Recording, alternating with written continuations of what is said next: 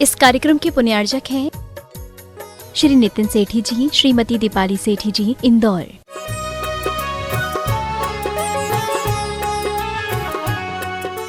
जय श्री ओम नमः सिद्धेभ्यः। जय श्री ओम नमः सिद्धेभ्यः। सर्वमंगलमांगल्यं सर्वकल्याणकारकं प्रधानं सर्वधर्माणां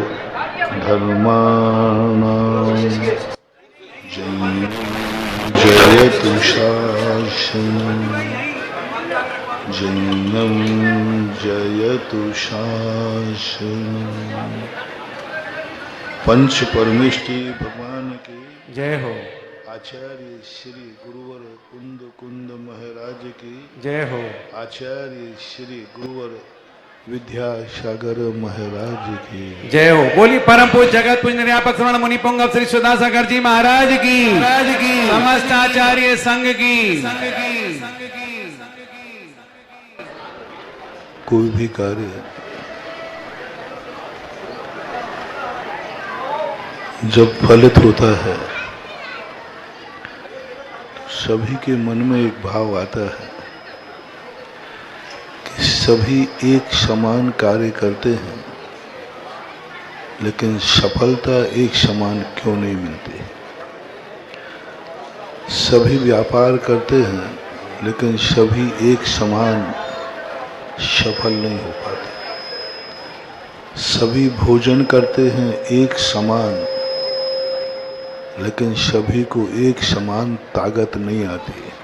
सभी की किस्मत एक समान नहीं होती। सभी परिवार के लोग मर करके एक ही गति में नहीं जाते। एक परिवार में रहने वाले लोग जिंदगी भर साथ रहते हैं। एक स्वर्ग चला जाता है, एक नरक चला जाता है, एक मोक्ष चला जाता है। रावण पिता था, नरक चला गया, बेटा मोक्ष चला गया। पति नरक चला गया, पत्नी स्वर्ग चली गई, सुलोचना राजा श्रेणिक। जिंदगी भर दोनों साथ रहे, लेकिन जब मरण हुआ तो एक को नरक मिला और एक को स्वर्ग मिला। आखिर ये सब परिवर्तन हीनादे क्यों होता है? कौन करता है? कोई पक्षपाती जीव बैठा है क्या जो ये पक्षपात करता रहता है? कौन ये अमीर गरीब बनाता है? कौन एक को इतना दे देगा, इतना दे देगा कि उसको एडजस्ट करना में भी पसीना आ जाता है। इतना दे देगा कि भारत के बैंक कम पड़ जाएं, स्विट्जरलैंड बैंक के खातों में जमा करना पड़ता है। इतना दे देता है कि उसे अपनी पीक दान भी सोने की बनवा लेता है। और एक व्यक्ति इतना तंग होता है कि उसको खर्चा भी निकालना मुश्किल होता है, उसको जीवन चलाना मुश्किल हो जाता है। उसके जीवन में खाने के लाले पड़ जाते हैं। एक के पास इतनी हवेलियां हैं कि कोई रहने वाला नहीं है, और एक बेचारा रहने के लिए फुटपाथ पे पड़ा है, छाया तक नहीं। इस संसार की एक विचित्रता है। मैंने जग की अशब तस्वीर देखी, एक हंसता है और 10 रोते। एक साथ एक क्लास में पढ़ने वाला विद्यार्थी एक कलेक्टर बनता है, एक वहीं क्लर्क बन जाता है। ये सारे की सारी स्थितियों के संबंध में हमें आश्चर्य करने की अपेक्षा विचार करना चाहिए। और विचार करने पर ये रहस्य खुल जाता है। आपने देखा कि एक किसान उसी खेत में, खेत वही है, लेकिन बीज यदि खोटा होता है तो खेत अच्छी फसल नहीं दे पाता। कई बार बीज चोखा होता है लेकिन खेत खोटा होता है तो वो बीज अच्छी तरह नहीं फल पाता। कई बार बीज भी चोखा है,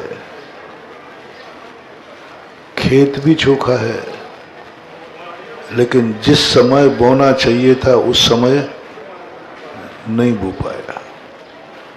कितनी बड़ी पैथी है। हम तुम्हें धार्मिक भाषा को आपके अनुभव से समझाता हूं। अभी बताऊंगा यही बात हमारे सिद्धांत में।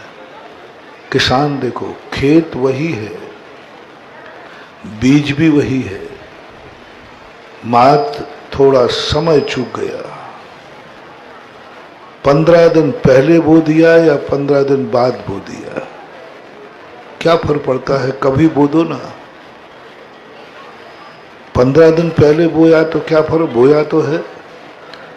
15 दिन बाद बोया तो क्या फर्क पड़ता, बोया तो है।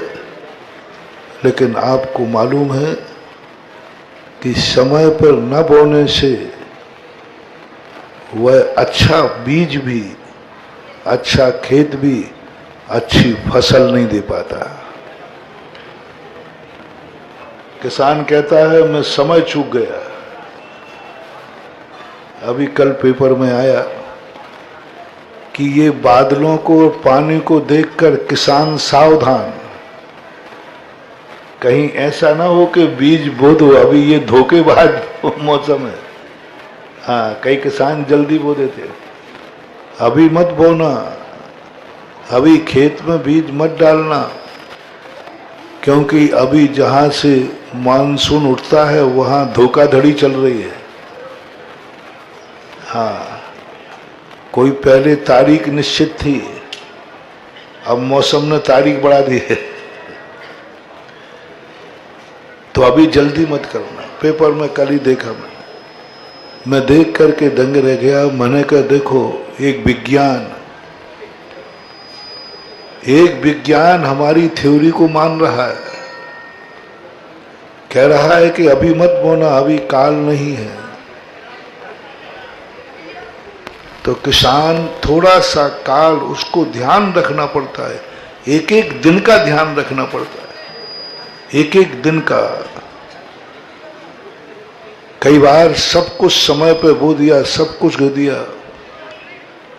लेकिन हम उसकी सुरक्षा नहीं कर पाते, हम लापरवाह हो जाते, हम बो करके सो जाते हैं, खेती उजड़ जाती है। कई बार खेती फल जाती है, फसल आ जाती है, सब कुछ आ जाती है, लेकिन जो कुछ अनाज हमारे पास आया वो हम खा नहीं पाते, कर्जे में चला जाता है, अथवा कोई व्यसन हो तो व्यसन में सब कुछ खत्म हो जाता है। तो किसी भी कार्य को संपादन करने के लिए हमें 5 बातों का ध्यान रखना है। ये तो लोक व्यवहार का उदाहरण हमने दिया। सैद्धांतिक भाषा में कहते हैं द्रव्य, क्षेत्र, काल, भव और भाव। पहला देखो, किसी कार्य करते समय द्रव्य क्या है, जिसमें कार्य होना है और जिससे कार्य होना है, वो क्या है, वो क्या चीज है, उसकी योग्यता कितनी है, उसका समर्थ कितना है, फिर बाद में जाकर के देखना। धर्म करते समय, कर्म करते समय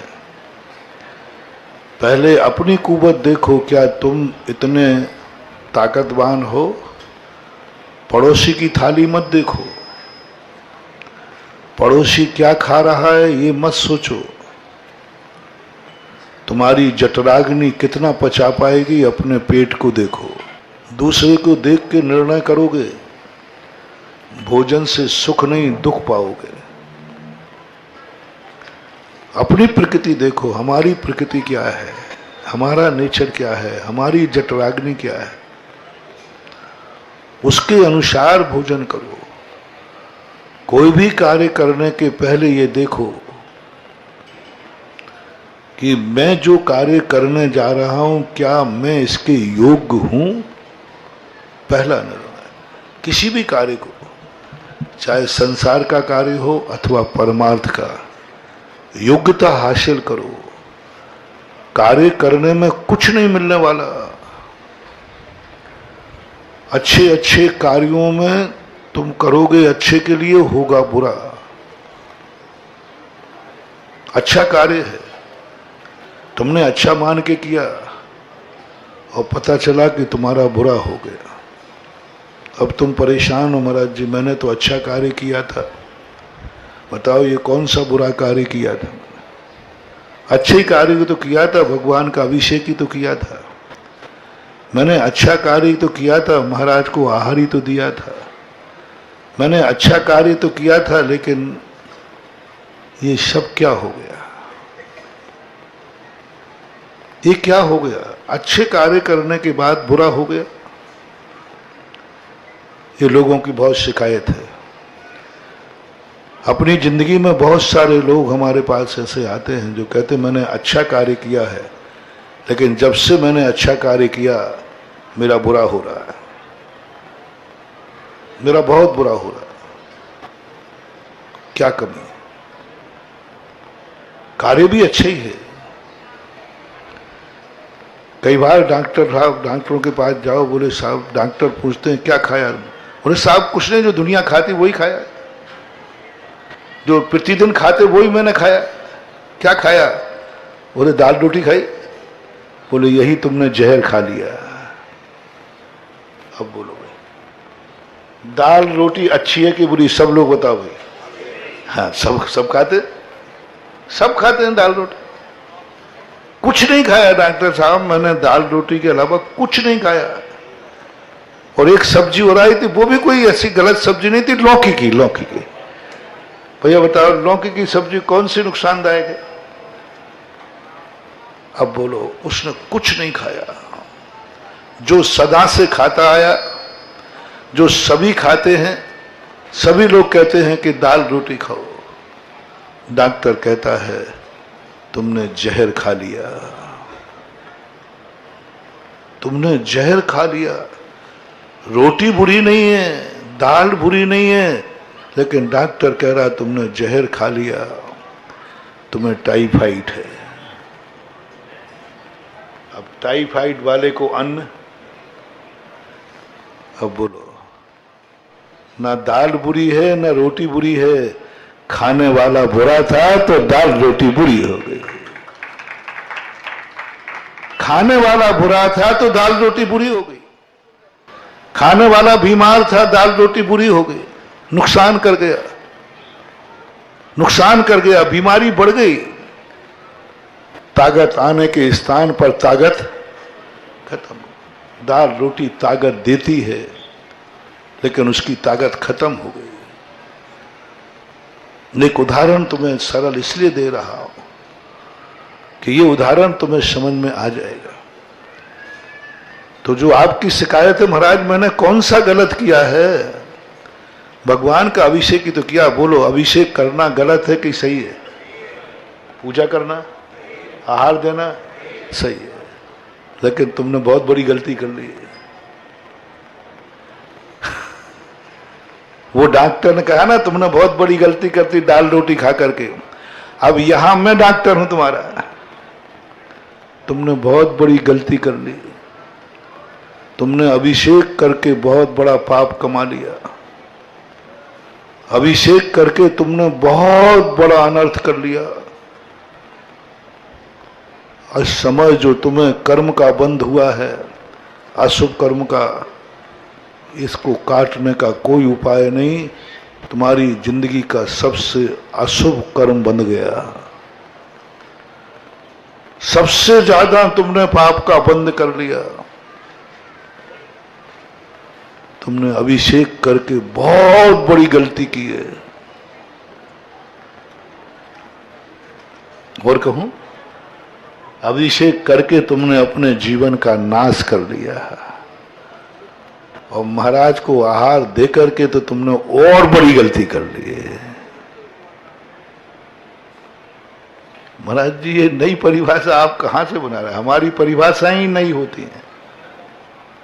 देखो, और मैं जब बोलता हूं तो तब आश्चर्य करते हैं, अभिषेक करके तुमने पाप कमाया, बहुत बुरा कमाया, बहुत बुरा कर लिया, आहार देके और बुरा कर लिया। महाराज जी, अब सबको आश्चर्य हो रहा है ना, और अभी मैं तुम्ही से हाँ कहलवाऊंगा। मैं एप्लीकेशन बनाता हूं लेकिन दस्तखत तुमसे सबसे करवाता हूं, क्योंकि मीटिंग में बहुमत तो चाहिए कम से कम। बहुमत ना पास ना हो तो विधेयक पास। लक्षण क्या बनाया? अभिषेक करके तुमने बुरा किया, आहार देकर बुरा किया, तुमने पाप का बंद किया। अब प्रस्ताव पास करना है सबसे। अभी आप लोग हाँ कहेंगे और सर्वसम्मति से प्रस्ताव पास होगा, क्योंकि आप अभिषेक करने के योग्य थे ही नहीं, क्योंकि आप अशुद्ध हो गए थे। रास्ते में आपने गंदगी पर पैर पड़ गया था और आपने इसके बाद अभिषेक किया।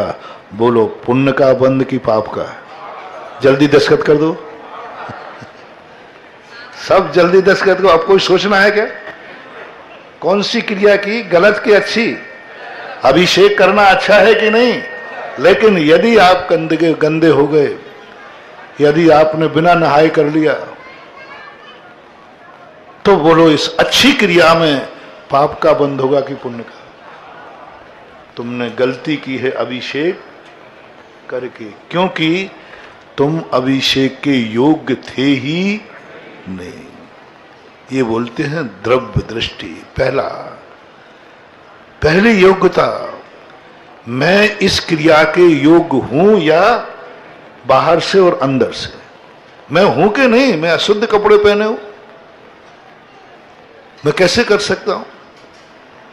अब अशुद्ध कपड़ों में अभिषेक नहीं करना श्रेष्ठ है करने की अपेक्षा। नहीं करने वाले को इतना बंद नहीं है, करने वाले को तो सबसे पहले योग्यता देखना, तुम्हारी योग्य है।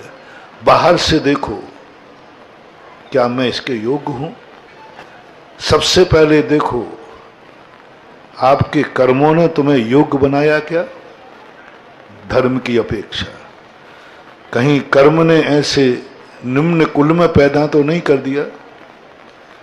कहीं कर्म ने तुम्हारे लिए अयोग्य तो घोषित नहीं कर दिया? पूर्व जन्म से ही तुम अयोग्य घोषित होके आए हो। तुम ऐसे शराबी, मांसाहारी, ऐसे गर्हित कुल में पैदा हुए हो, जिस कुल में जन्म लेने वाला इस धर्म क्रिया का अधिकारी। किसने अयोग्य घोषित किया?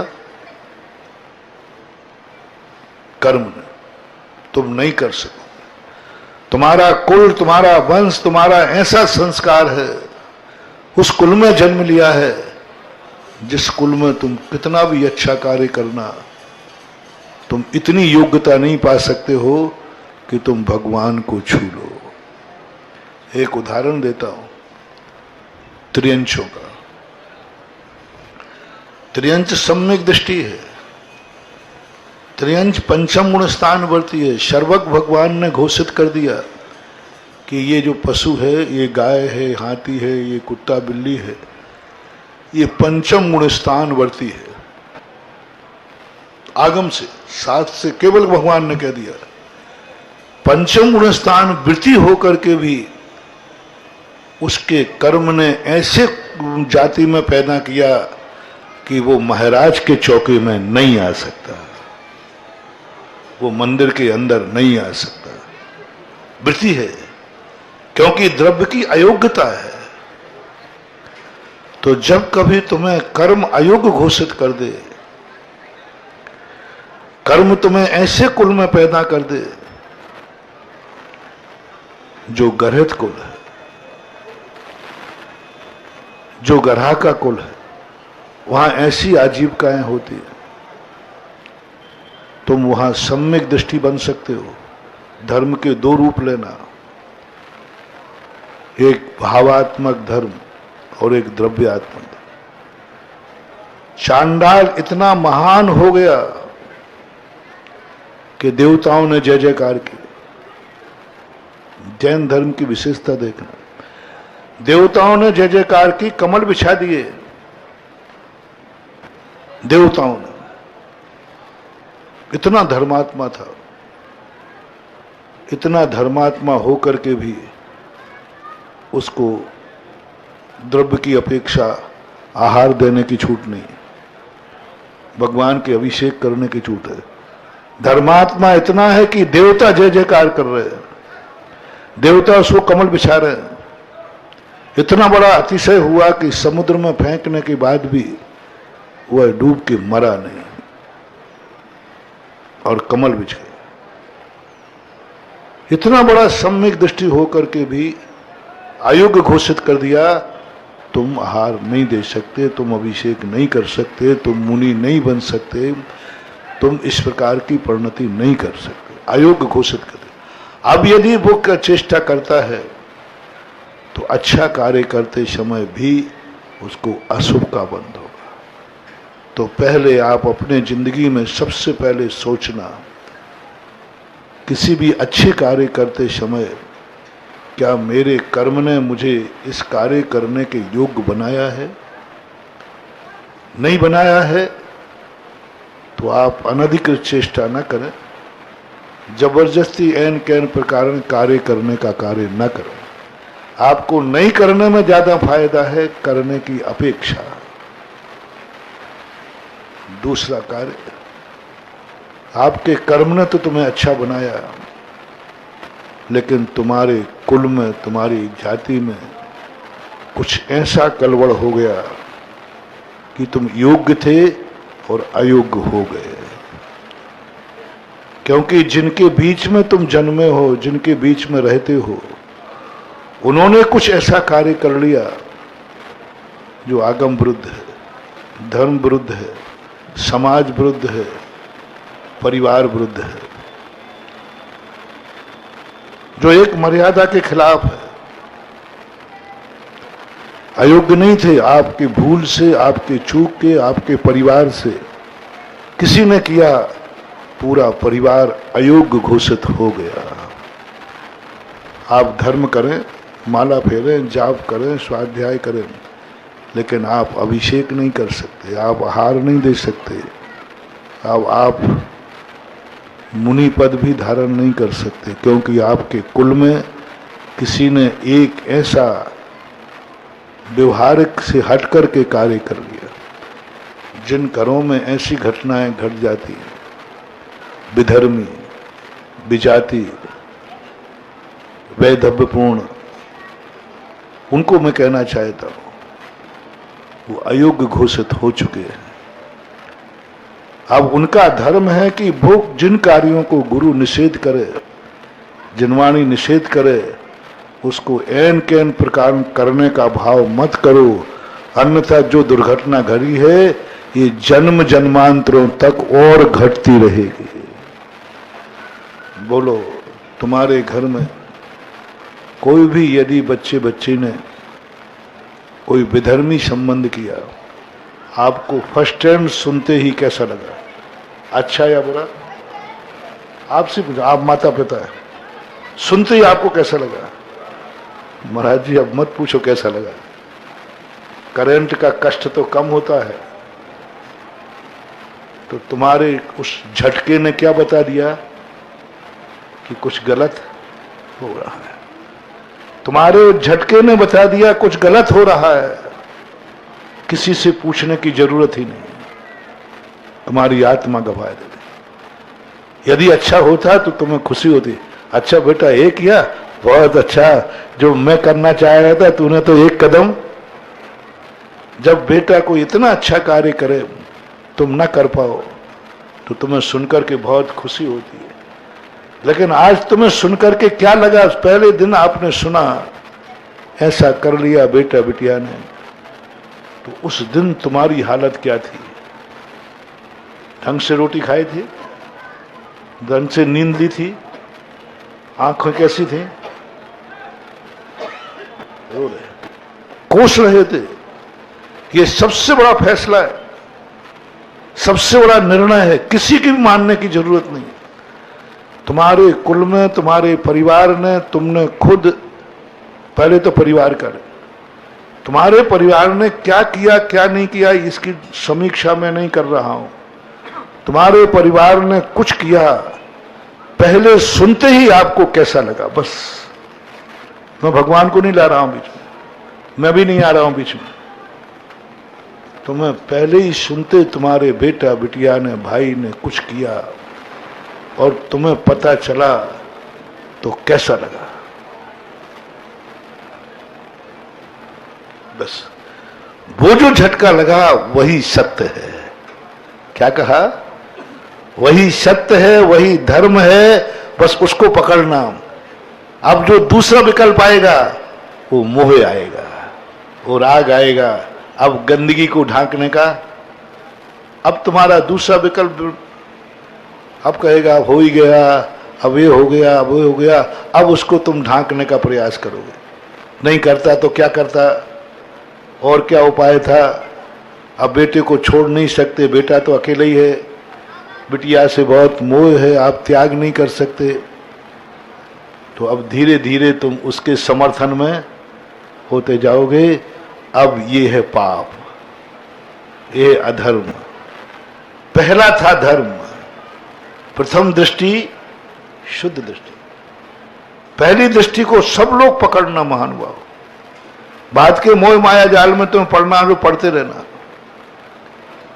वो तुम्हारे ऊपर छोड़ता हूं। पहला आपने सुनते ही आपको कैसा लगा, बस इतना सा बात।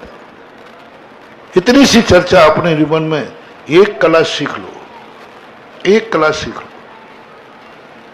तुम्हारे परिवार ने कुछ ने अच्छा किया कि बुरा किया, आपको पहली बार सुनते ही कैसा लगा?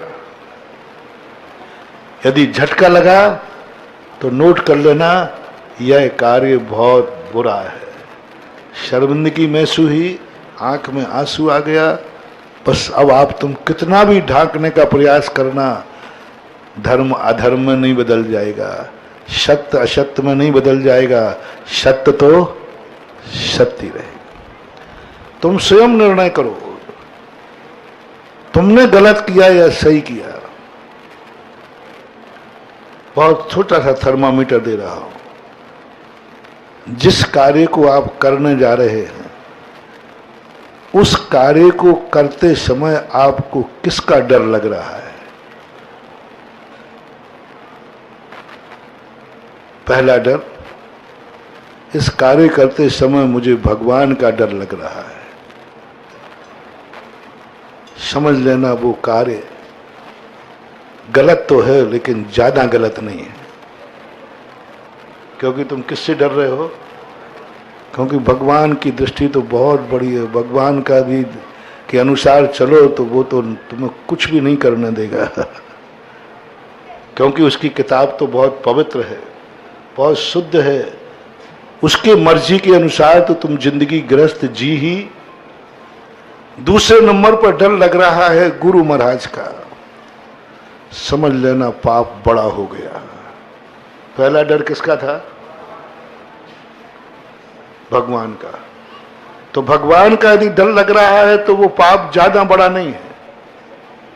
क्योंकि भगवान के पास तो अपन क्या क्या करने डरते हैं। भगवान के सामने तो अपन रोटी खाने में भी डरते हैं, पानी पीने में भी डरते हैं, पता नहीं किस में डरते। वो पाप बहुत कम है। जब किसी कार्य करते समय तुम्हें भगवान का डर लगे तो समझ लेना ये पाप तो है, गलत तो है, लेकिन ज्यादा बड़ा। और यदि उसी पाप को करते समय यदि तुम्हें गुरु का डर लगे, यदि गुरु को पता चल गया तो यदि मैंने ये कार्य किया तो मैं गुरु को आहार देने लायक नहीं रहूंगा, गुरु छूट जाएगा। बस समझ लेना ये पाप बहुत बड़ा है। इतना बड़ा पाप है कि तुम गुरु छूट जाएगा, गुरु का हार छूट जाएगा। भगवान की पूजा छूट जाएगी, अभिषेक छूट जाएगा, इतना ही होगा ना, वहां ज्यादा खतरा नहीं है। लेकिन महाराज गुरु छूट जाएंगे, फिर मेरे घर में गुरु नहीं आएंगे, मैं गुरु को आहार नहीं दे सकता, मैं गुरु का कमंडल नहीं पकड़ सकता, मैं गुरु को नहीं छू सकता। महानुभाव सावधान हो जाओ, आप ग्रस्त हैं, कुछ भी करना पड़े, कुछ भी करना पड़े, ऐसा पाप मत करना जिसको करने के बाद गुरु का डर लगे। किसका डर? गुरु का डर लगे, मत करना। गुरु छूट जाएगा, मत करना। गुरु के द्वारा हमें निंदा के शब्द सुनना पड़ेंगे। 2 दिन पहले मैंने जबलपुर में कहीं कहा था, अपनी जिंदगी में एक ही प्रयास करना, गुरु का हाथ आशीर्वाद के लिए होता है, गुरु का वचन आशीष के लिए होता है। गुरु के वचन मुख चंद्र थे अमृत झरे, गुरु सदा जगत का कल्याण करने का भाव करता है, सब सुखी हो। गुरु का सबसे बड़ा विचार होता है सब सुखी हो, सबके कल्याण की भावना। मेरा दुश्मन भी है तो उसका भी कल्याण हो, मेरा दुश्मन भी है तो अच्छा विचारता है, अच्छा बोलता है, अच्छा सोचता है। लेकिन कहीं ऐसा ना हो जाए कि तुमने कोई ऐसा कार्य किया और गुरु को कहना पड़े तू पापी है। दुश्मन कितने भी पापी कह दे, कोई डरना नहीं, कुछ भी नहीं बिगड़ा तुम्हारा। दुश्मन कितनी भी निंदा कर दे, कोई बात नहीं। दुश्मन की निंदा सही हो ये कोई नियम नहीं है। दुश्मन ने तुम्हें पापी कहा, कोई मत समझना कि तुम पापी हो। लेकिन किसने कह दिया है? हाँ, जो गुरु सदा अच्छे शब्द बोलता है, आज उसको कहना पड़ा तू पापी है, निंदनीय है, हट जा मेरे सामने से, तू मुझे नहीं छू सकता। महानुभाव, बहुत करुणा दया करके कह रहा हूं, कैसे भी परिस्थिति आ जाए ऐसा कोई पाप मत करना कि गुरु के दरवाजे बंद हो जाए। भगवान का दरवाजा बंद हो जाएगा,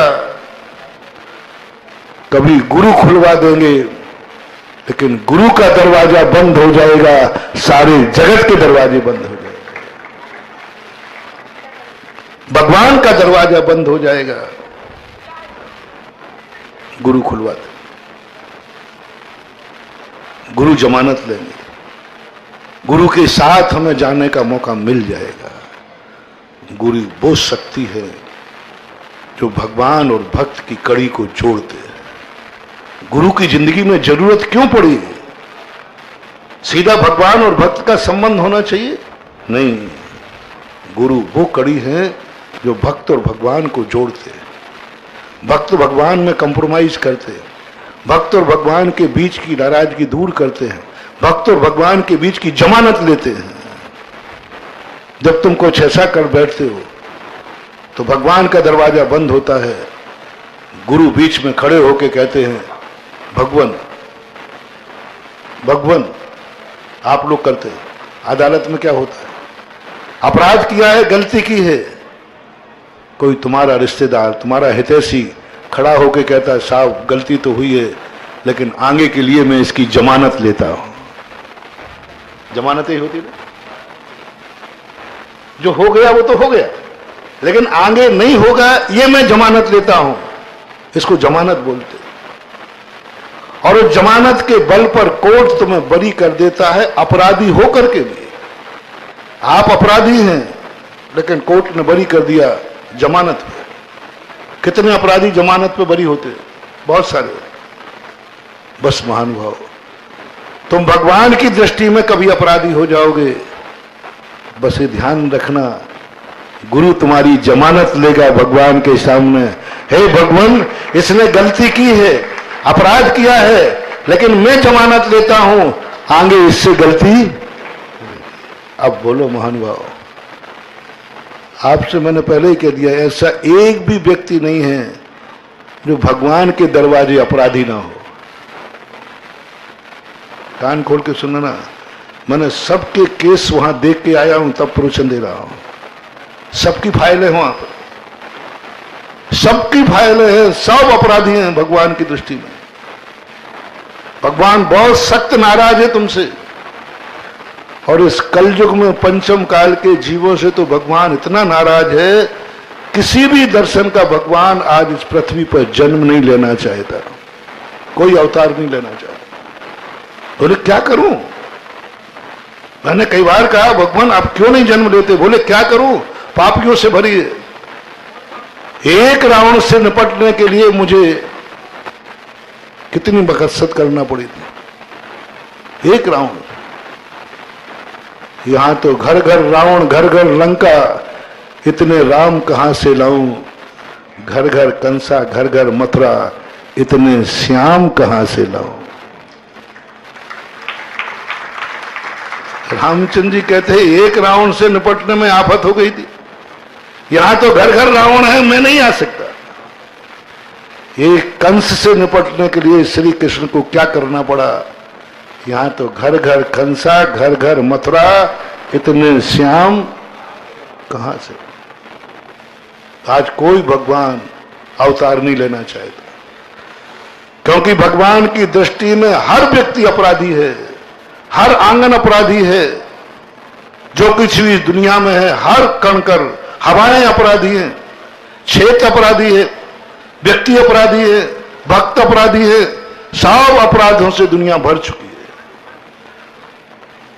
इसलिए भगवान की दृष्टि से जब मैंने आप लोगों को देखा, तो आप हर व्यक्ति भगवान की नजर में अपराधी है। मुझे भी शामिल कर लेना।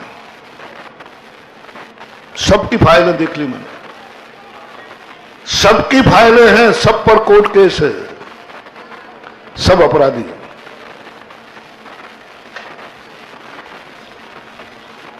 और जब अपराधी का अर्थ है कि अब सबको सजा होना है, सबको जेल होना है, सबको दंड मिलना है, भोगने को तैयार रहो। भगवान की अदालत में तुम सब अपराधी हो, सबको जेल मिलेगा, सबको दंड मिलेगा, और सबको अरेस्टी वारंट आने वाला है। अब एक छूट है। कोर्ट ने कहा क्या कोई तुम्हारी जमानत लेने वाला है? कोर्ट ने क्या छूट दे दी? कोई जमानत लेने वाला हो तो मैं तुम्हें। अब भगवान की अदालत में जमानत लेने वाला एक ही शख्स है, जिसका नाम है गुरु। गुरु जमानत ले लेगा, इसलिए गुरु से मत बिगाड़ना, गुरु की दृष्टि में निंदनीय मत बनना। गुरु तुम्हें पापी न कह देवे, गुरु का दरवाजा तुम्हारे लिए बंद न हो जाए, बस एक प्रयास करो, एक अपनी जिंदगी का ताकत लगाओ और संकल्प करो कि मैं जिंदगी में ऐसा कोई कार्य नहीं करूंगा जिससे गुरु का दरवाजा बंद हो जाए। भगवान के लायक तो तुम नहीं बन पाए, लेकिन मैं सबको कह रहा हूं, जो भी सुन रहा है, लाइव में सुन रहे हैं, एक प्रतिज्ञा करें, मैं ऐसा कोई भी अपराध नहीं करूंगा, मैं अपने कुल में कोई भी अपराध नहीं होने दूंगा जिससे गुरु का दरवाजा बंद हो जाए। गुरु के दरवाजे कितने तरीके से खुलते हैं। कहीं गुरु आहार लेना बंद तो नहीं कर देगा। मैं जो कार्य करने जा रहा हूं, इस कार्य में गुरु आहार लेना बंद तो नहीं कर देगा। भगवान का अभिषेक बंद तो नहीं हो जाएगा।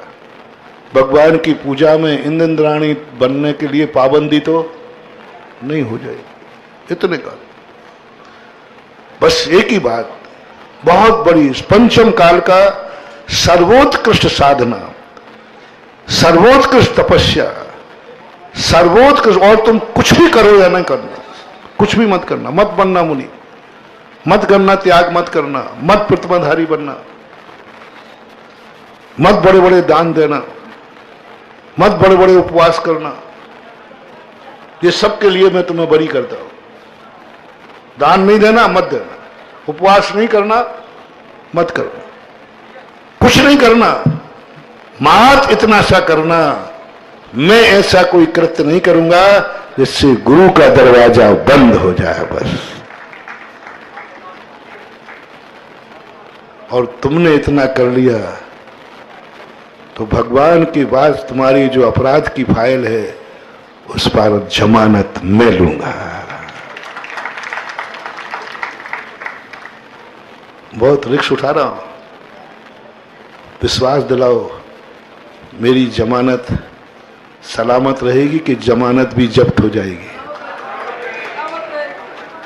कई बार जब्त हो जाती है, ऐसा भी सुना है मैंने। अब बोलो, जमानत जब्त होने का अर्थ क्या है? जिसने तुम्हारे ऊपर उपकार किया था वही बेचारा अपराध की कोटि में आ गया, उसकी जमानत जब्त हो गई। पहला प्रसंग, पहला नियम, पहला मोटिवेशन, पहला संकल्प आज सब ले शांतिनाथ भगवान के निर्माण महोत्सव पर, शांति धारा दिवस पर और पयोदय तीर्थ क्षेत्र भेड़ाघाट पर। इस क्षेत्र का नाम क्या रखा? पयोदय तीर्थ क्षेत्र। जल की तरंगों ने जहां एनर्जी पैदा की, जल की तरंगें जहां एनर्जी पैदा करती हैं, जल की तरंगों ने इस किनारे की पृथ्वी की चट्टानों को एनर्जिस्ट बना दिया। जल ने, मात नर्मदा का तट एक ऐसा तट है जिसके किनारे एनर्जी से भरे, जिसके किनारे अध्यात्म शक्ति से भरे हैं, जिसके किनारों को किसी महान आत्मा ने अपनी साधना के लिए चुना है, जिस किनारे के लिए कल मैंने कहा था ऐसे पापी कुल में, ऐसे पापी पिता की कूख में जन्म लेने वाले ने देखा कि मुझे तो बाप से कोई संस्कार ही नहीं मिला, मेरी जिंदगी का क्या होगा। उसने एक चुना कि नर्मदा का किनारा मिल जाएगा तो जो संस्कार हमें कुल से नहीं मिले वो नर्मदा से मिल जाएगा। मात भारत की एक नदी है, मात भारत की एक नदी है जिसके जल ने किनारों को इतना एनर्जिस्ट किया, इतना ताकतवान किया कि लोगों ने यहां मुक्ति प्राप्त कर ली। भारत की एक भी बड़ी नदी नहीं है, गंगा स्वयं पवित्र है, लेकिन वो किनारों को पवित्र नहीं कर पाई, किनारों में वो एनर्जी पैदा नहीं कर पाई जहां से कोई मोक्ष चला जाता है। एक भी व्यक्ति ने गंगा से मोक्ष की प्राप्ति नहीं की, जमुना से एक नदी नहीं, कोई नदी भारत की एक कोई दूसरी नदी बताओ, बड़ी छोटी मोटी नदी नहीं, चेलना नदी आदि ये तो सब कर, बड़ी नदी बताओ जिस किनारे किसी को मोक्ष हुआ हो, कोई नदी। क्योंकि उस जल में किनारों में ताकत देने की ताकत नहीं। और नर्मदा नदी, 2 चक्री 10 काम कुमार, कहां से? सिद्धवरकूट, 2 चक्री और 10 काम कुमार। बड़वानी में कुंभकर्ण और इंद्रजीत, इन 2 को मोक्ष प्राप्त। और आदि कुमार इंद्रजीत से अलग था। आदि कुमार रावण का पुत्र, प्रथम पुत्र, इंद्रजीत से बड़ा था, जो बहुत छोटी अवस्था में दीक्षित हो गया। इसलिए राजगद्दी पर राजकुमार तो इंद्रजीत बने। तो सारी दुनिया क्या मानती है कि रावण का प्रथम पुत्र कौन था? इंद्रजीत। लेकिन इंद्रजीत नहीं था, आदि कुमार था। और आदि कुमार चूंकि बाल अवस्था में ही दीक्षित होकर के इसी रेवा नदी के तट से मोक्ष को प्राप्त हुए। यानी जिस जल में नदी के किनारों को पवित्र करने की, किनारों को एनर्जिस्ट करने की, इतनी एनर्जी करने की हो कि जहां लोग बैठ करके अपने जन्म जन्म के कर्मों को काट करके आत्मा को निरंजन बना लें, भारत की एकमात्र नदी है। इस पानी की विशेषता को देखकर, इस पानी की असाधारण शक्ति को देखकर, इस पानी में इतनी शक्ति के किनारों को इतना पावन बना दिया, इसलिए इस क्षेत्र का नाम मैंने कल पयोदय तीर्थ क्षेत्र घोषित किया। यानी जल से उत्पन्न हुई शक्तियां, जल से उत्पन्न हुए तीर्थ, सारे तीर्थ बने हुए पूरे जल में। और कल मैंने कहा था वर्तमान के जो सर्वश्रेष्ठ गुरु हैं आचार्य विद्यासागर महाराज को कौन सी नदी प्यारी है? सबसे ज्यादा है अमरकंटक से लेकर के। तो ये जो पयोदय तीर्थ क्षेत्र है, और आज जिन्होंने शांति धारा की, मैंने कल ही बताया था, ऊपर से प्रभु के अंदर का जल शांति धारा से एनर्जिस्ट होकर गिरेगा और नीचे से नर्मदा का जल एनर्जिस्ट है, फिर क्या होगा वो तो तुम देखोगे और हम जानेंगे। आज जिन्होंने शांति धारा की, तो ऐसी शक्तियां बहुत कम प्राप्त होती है, कम वो योग्यताएं प्राप्त होती है। तो अपने जीवन में महानुभाव एक बात ध्यान रख लो, अपराधी तो तुम हो, लेकिन गुरु की दृष्टि में जब भी तुम्हें कोई कृत्य करते समय ये भाव आए कि इसमें गुरु का दरवाजा बंद, बस वो पाप नहीं करना, वो गलती मत करना। और यदि तुमसे ये गलती हो जाए तो कम से कम गुरु को इतना विश्वास दिला देना, गुरु महाराज मेरा केस प्रभु की अदालत में है और वहां दूसरे की जमानत चलती ही भगवान एक ही जमानत मानेंगे। तुम किसी सेठ की लाओगे, तुम धन दौलत की दोगे, मकान जायदाद की दोगे, यहां कोई जमानत चलने वाली, बस एक ही जमानत होती है भगवान के दरबार में। तुम्हारा कोई गुरु हो तो वो जमानत ले तो मैं तुम्हें छोड़ सकता हूं, मैं तुम्हें फिर अभिषेक की छूट दे सकता हूं, मैं तुम्हें भगवान को छूने की छूट दे सकता हूं, मैं तुम्हें सब धर्म क्रियाओं की छूट दे सकता हूं। क्या तुम्हारा कोई गुरु है? क्या वो गुरु तुम्हारी जमानत ले लेगा?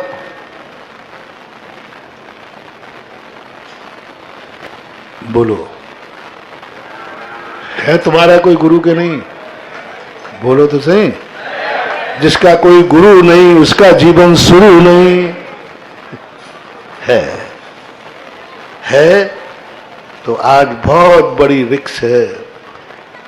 जमानती पेपर लेके आए हो, आज तो जमानत, बस एक आश्वासन दे दो, गुरु महाराज दिला दो जमानत, मैं वायदा करता हूं आपकी जमानत को जब्त नहीं होने दूंगा। मैं ऐसा कोई कार्य नहीं करूंगा जिससे आपको दरवाजा मेरे लिए बंद करना पड़े, ऐसा कोई कार्य नहीं करूंगा जिससे गुरु महाराज की अंजलि हमारे लिए न खुल सके। मैं ऐसा कोई कृत्य नहीं करूंगा कि मेरा घर गुरु के चरण पड़ने लायक भी न रहे। बस घर में जो तुम करते हो करते रहना। रिपीट कर रहा हूं, घर में जो करते हो करते रहना। बस किसी भी कार्य करते समय ये सोचना कि इस घर में यदि ये कृत्य हो जाएगा तो फिर गुरु के चरण यहां नहीं आएंगे, ऐसा कृत्य घर में मत करना। कितने कार्यों की छूट दे दी? भगवान की तरफ से छूट नहीं थी, ध्यान रखना।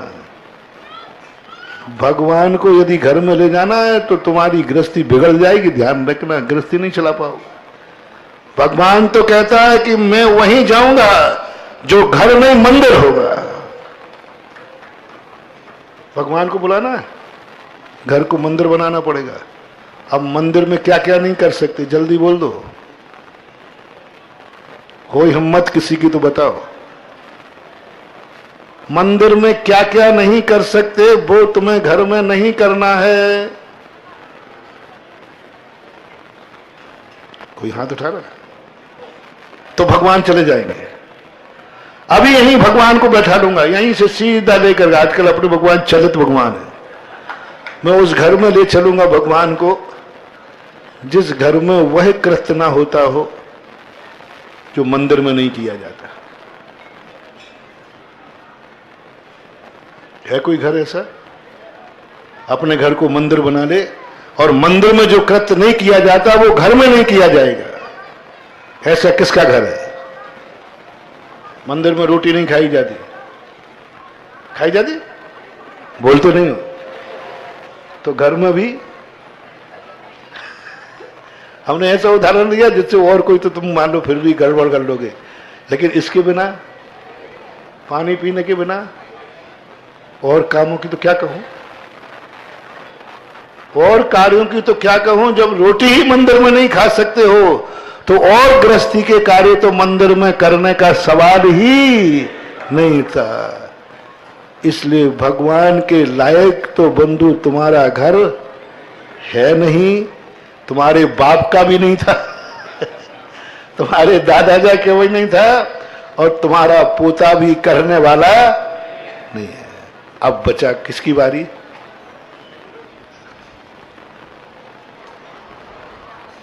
बोलो हमारे लिए गुरु महाराज उस घर में जाते हैं कि नहीं जहां भोजन होता है? गुरु महाराज के द्वारा तुम्हारा गुरु महाराज तुम्हारे घर में जाता है। एक भी गृहस्थ कार्य नहीं है जिसकी तुम्हें पाबंदी हो। गृहस्थ अपने सब कार्य कर सकता है जो गृहस्थी के लिए योग्य है। क्या कहा? जो गृहस्थी के योग्य हैं वो सब कार्य घर में कर सकता है। उसके बावजूद भी मुनिराज आहार लेने चले जाते हैं कि नहीं हैं? बस प्रतिज्ञा करो कि गुरु के चरण ही मेरे घर में पड़ सकते, भगवान के तो नहीं। भगवान के तो पढ़ नहीं सकते, मात्र गुरु के पढ़ सकते हैं। कहीं ऐसा कृत्य उस घर में ना हो जाए कि गुरु भी नकार दे कि इस घर में मैं भी नहीं आ सकता। बस इतने से अपने आप के घर को बचा लेना, अपने घर को इतना बचा लेना कहीं ऐसा ना हो कि घर में गुरु के चरण पढ़ना भी बंद हो जाए। इतना जरूर करना। बस जो कुछ भी करो अपने परिवार में मीटिंग करना, बेटा इस घर में वो मत करना कि गुरु को पता चल जाए तो गुरु भी आना बंद। अपने घर को इतना पावन बना के रखना कि कभी गुरुराज आना चाहें तो वो झिझक तुम्हारे दरवाजे गुरु आ जाए, बस आ जाए। गर्व से कहो गुरु महाराज मेरा घर भगवान के लायक तो नहीं है लेकिन आपके लायक जरूर है। ये घर का योग्यता, घर का द्रव्य, घर की शक्ति। दूसरा, जो कुछ भी तुम्हारे पास है, कमाने का धन, भोजन, ऐसा भोजन जो कम से कम उसमें से गुरु ले सके। ऐसा भोजन मत करना, ऐसा भोजन मत बनाना कि गुरु कहे जिस रसोई में ऐसा भोजन बनता हो उस घर में मैं नहीं जा सकता। डबल खाना साधर्मी का वो प्रसाद है, लेकिन पंचकल्याणक महोत्सव की तरफ से मंदिरों ये नहीं होने देना। मैं सबसे पहले किसी का हिसाब किताब नहीं पूछता, मुझे किसी से कोई लेना देना नहीं है। बस मैं एक ही चिंता करता हूं चतुर्मास में, पंचकल्याणक में मेरा भक्त कहीं ये निर्माल न खा ले। मैं चतुर्मास में नहीं खाने देता 1 रुपए का। जो भोजन के नाम से देगा वही भोजन बनेगा। नहीं है आपके पास शक्ति तो आप भोजन व्यवस्था न मत कीजिए, और करना ही पड़े तो सीधा शुल्क लगा दीजिए। क्या कहा? सीधा शुल्क लीजिए, पैसा दो खाओ, सबसे सरल तरीका है।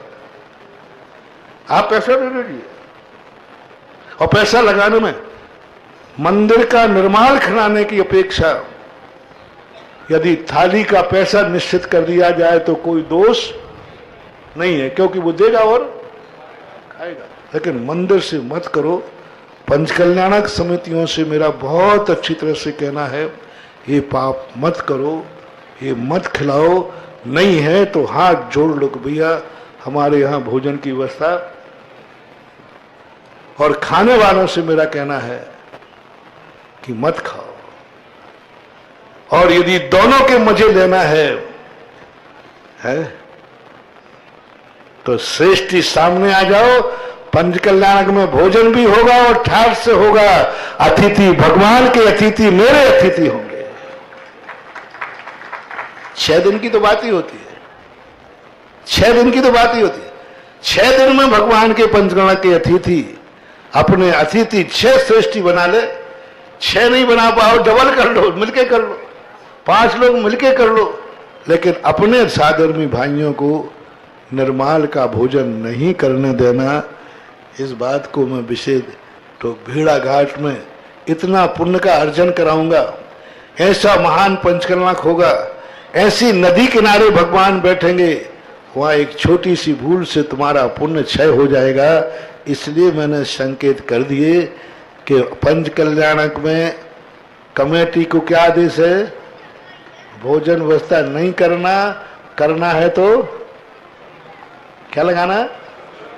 आपको क्या आदेश है, या तो खाना ही नहीं, खाना है तो पूछना है और किसके द्वारा, और नहीं है तो स्वयं खिलाओ और उस दिन के अतिथियों को खिलाओ। आज मैं भी यही खाऊंगा और जितने भगवान के अतिथि आएंगे वो भी खाएंगे। ऐसा करके करो तो अपन को इस कार्यक्रम में और 4 चांद लगेंगे, हमारे पुण्य का संग्रह होगा। महावीर भगवान की। इस कार्यक्रम के पुण्यार्चक थे श्री नितिन सेठी जी, श्रीमती दीपाली सेठी जी, इंदौर।